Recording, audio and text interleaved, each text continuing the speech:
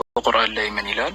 ፈወይሉ ሊለዚነ የክቱቡነ አልኪታበ ቢአይዲሂም ثم يقولون هذا من عند الله ليشتروا به ثمنا قليلا فويل لهم مما كتبت أيديهم وويل لهم مما يكسبون إلى الله. ቁርአን እንደምታውቁት በመጀመሪያ ደረጃ ቁርአን ላይ ከመውራታችን በፊት አምላክ እዚህ ምድር ላይ መጣን እሱን በብቸኝነት ልናመልከው ከሆነ እሱን በብቸኝነት እንድናመልከው ደግሞ ምንመራበት መጽሐፍ አምጥቶልናል።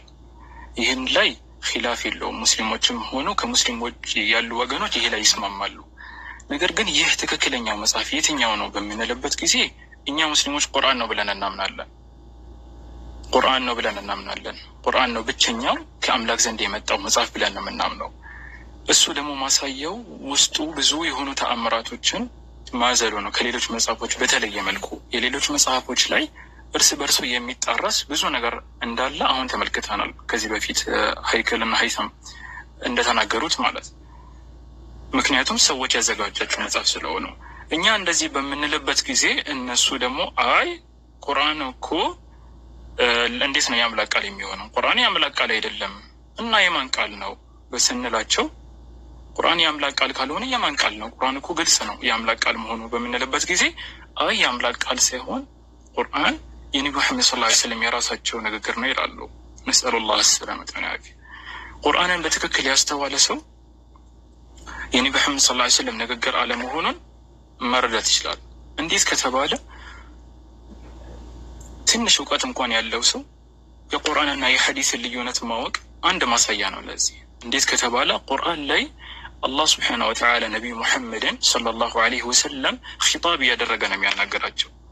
ሐዲስን ብትመለከቱ ሐዲስ ለፍዙ የነብዩ መሐመድ ሰለላሁ ዐለይሂ ወሰለም፣ ቁርአን ግን ለፍዙ ማዕናውም የአላህ ነው። ቃላቶቹ ራሱ የተዋቀሩት ሁሉም የአላህ ቃል ናቸው። አላህ ሱብሓነሁ ወተዓላ ነብዩ መሐመድን ቁርአን ላይ ከ15 ያላነሱ ቦታዎች ላይ ያ አዩሃ ነብዩ እያለ ነው የሚያናገራቸው። ለምሳሌ በሱረት አልአንፋል ላይ አላህ ምን ይላል? ያ አዩሃ ነብዩ ሐስቡከ አላሁ ወመን ተበዐ አልሙእሚኒን፣ አንተ ነብይ ሆይ ይላቸዋል አላህ ሱብሓነሁ ወተዓላ።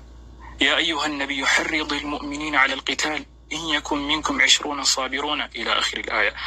يا أيها النبي جاهد الكفار والمنافقين يا أيها النبي اتق الله ولا تطع الكافرين والمنافقين يا أيها النبي لم تحرم ما أحل الله لك يا أيها النبي إذا طلقتم النساء فطلقوهن لعدتهن إلى آخره.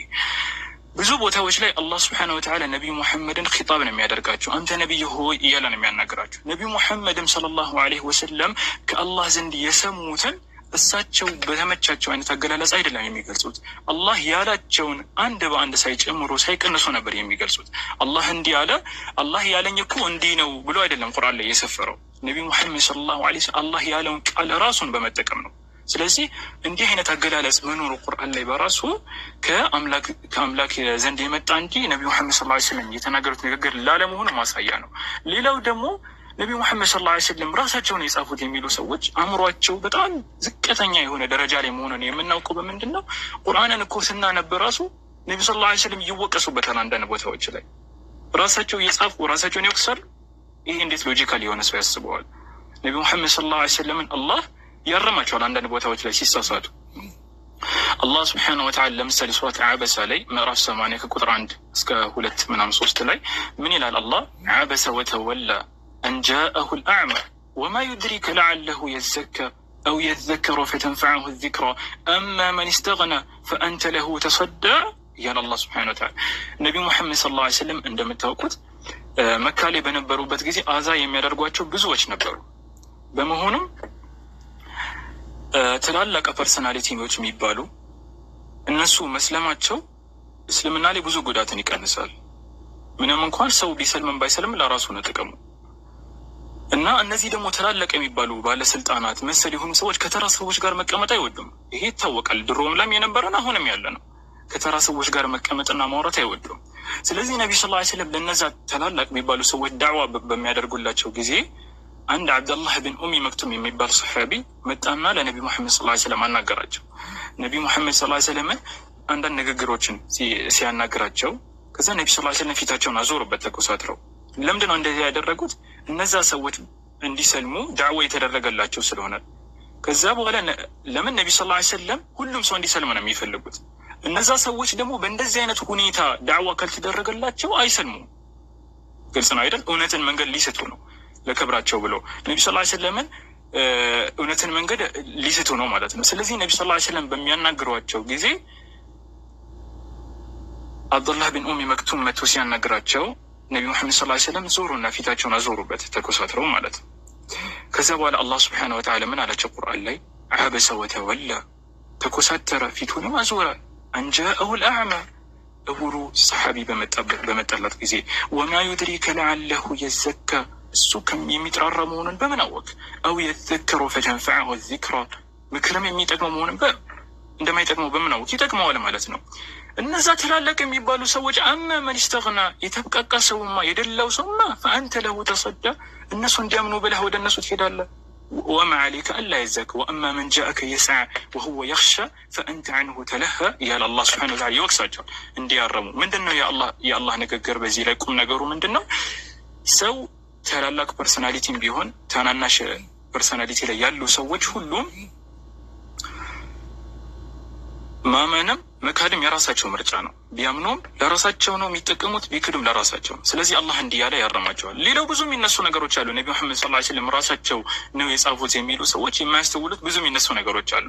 ትንቢቶችን ቅድም ተመልከታቸው። ለምሳሌ በሩምና በፍርሶች መካከል የነበረውን ገና ከመከሰቱ በፊት ነቢ ሰለላሁ ዐለይሂ ወሰለም ሩሞች ጉሊበት ሩሞች ተሸንፈዋል፣ ግን ከተወሰነ ዓመታት በኋላ ያሸንፋሉ ብሎ ተሳክቷል። ይሄ ነቢ ሰለላሁ ዐለይሂ ወሰለም እንዲሁም ደግሞ ከመካ ሄደው ዑምራ ሊያደርጉ በዑምራ በሚያደርጉበት ጊዜ ከመካ እንዲወጡ ተደርገው ነበር እና ነቢ ሰለላሁ ዐለይሂ ወሰለም አላህ ቁርአን ላይ ምን ይላቸዋል?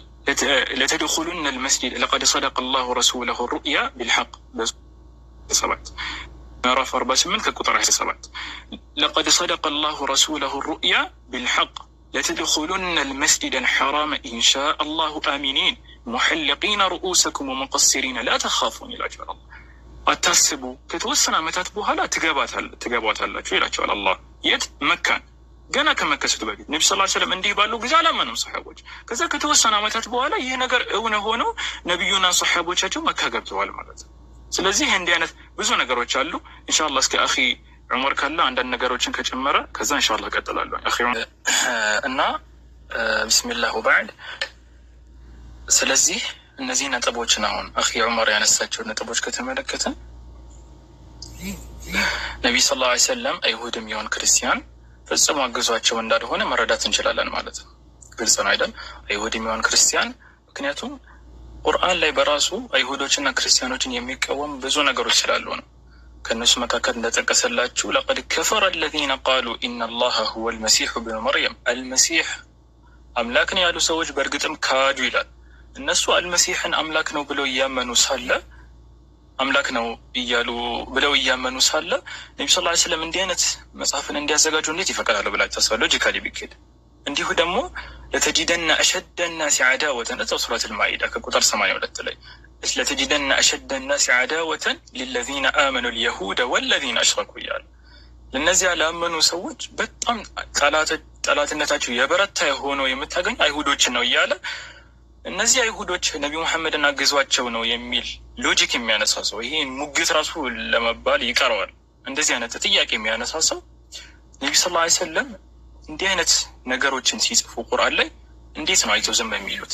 እንዴት ነው ለዚህ ሳጋዥ የሚሆኑት ብላችሁ ታስባላችሁ? አያስኬድም ነው ነገሩ።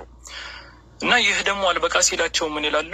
አይ ነቢ ስ ላ ሰለም ሰዎች አግዟቸው ባይሆንም ቀደምት መጽሐፎችን የክርስቲያኖችንና የአይሁዶችን መጽሐፍ ተጠቅመው ነው ያዘጋጁት ቁርአንን ይላል። ያስኬዳል እንዴ ይሄ ስታስቡት? ነቢዩ ሰለላሁ ዐለይሂ ወሰለም እንደሚታወቀው ኡሚ የሆኑ ነቢይ ናቸው። ማንበብ የሚሆን መጻፍ አይችሉም። አላህ ስብሓነሁ ወተዓላ ይህን ነሰን ቁርአን ላይ ነገረን በሱረት አልአዕራፍ ምዕራፍ 7 157ኛው አንቀጽና 158ኛው አንቀጽ ላይ ኡሚይ እንደሆነ ይናገራል። 157 ላይ እንዲህ ይላል الذين يتبعون الرسول النبي الأمي الذي يجدونه مكتوبا عندهم في التوراة والإنجيل يأمرهم بالمعروف وينهاهم عن المنكر ويحل لهم الطيبات ويحرم عليهم الخبائث ويضع عنهم إصرهم والأغلال التي كانت عليهم إلى آخر الآية. እና ኡሚይ እያለ ነቢ ስ ላ ስለም ይገልጸዋል። አንዳንዶች ኡሚይ የሚለውን ፍልስፍና ውስጥ ይገባሉ። ኡሚይ ማለት ማንበብና መጻፍ አይደለም። ሌላ ታሪክ ያነሳሉ። ያኒ መቆልመም እንደሚባለው ማለት ነው። ይህንን እሺ ፎር ሴክ ኦፍ አርጉመንት ብንተው ራሱ ይሄንን ኡምይ ለመሆናቸው ነቢዩ ሰለላሁ ዐለይሂ ወሰለም አያስኬድም ብለው ሲያለት ይሄን ፎር ሴክ ኦፍ አርጉመንት እሺ ብንላችሁ ራሱ ይሄ በነገራችን ላይ በተፍሲር ሊቃውንቶች አገላለጽ መሰረት ያለምንም ጥርጥር መጽሐፍና ማንበብ የማይችሉ ነቢይ መሆናቸውን የሚገልጽ ነው።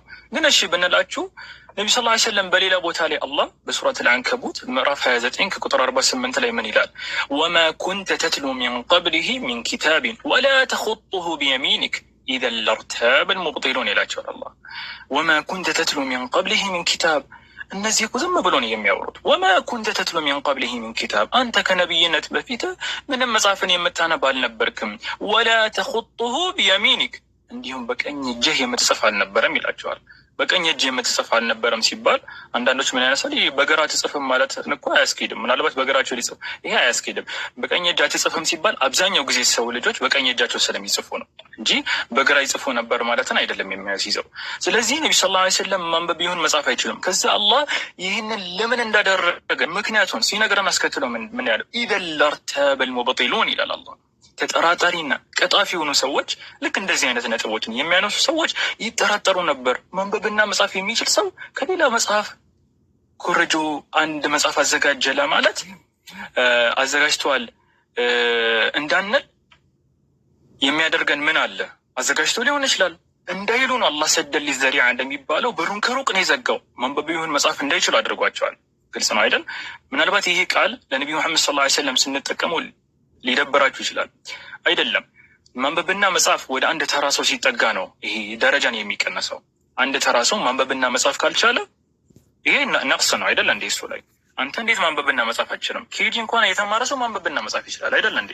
ወደ ነቢዩ ሙሐመድ ሰለላሁ ዐለይሂ ወሰለም ግን ከተጠጋ ማንበብና መጻፍ አለመቻላቸው ክብር ነው ለሳቸው። ለምን ካላችሁኝ ሰዎች ተምረው ተመራምረው ጽፎ ከኬጂ ጀምሮ እስከ ዩኒቨርሲቲ ፒኤችዲ ዶክተር ፕሮፌሰርነት ራሱ ደረጃ ደርሰው ተመራምሮ ዓለም ላይ ያሉ ምሁሮች በአጠቃላይ ተሰብስቦ ሊያስገኙት የማይችሉትን እንቁ እና ድንቅ የሆነ መጽሐፍ ቁርአንን አላህ ሱብሓነሁ ወተዓላ ስለሰጣቸው ነው። ስለዚህ ወደ እሳቸው ከተጠጋ ማንበብና መጽሐፍ አለመቻላቸው ክብር ነው ለእሳቸው ማለት ነው። ግልጽ ነው አይደል? እና ሌላው ደግሞ ነቢ ሰለላሁ ዐለይሂ ወሰለም ከቀደምት መጽሐፍ አዘጋጅተዋል የሚሉ ሰዎች አካሄዳቸው የማያሳምንና የማያስኬድ መሆኑ አንዱ ነጥብ ምንድን ነው? ነቢ ስ ላ ስለም እንደሚታወቁት አረብ ናቸው። ይሄ ማንም ሰው ያውቀዋል።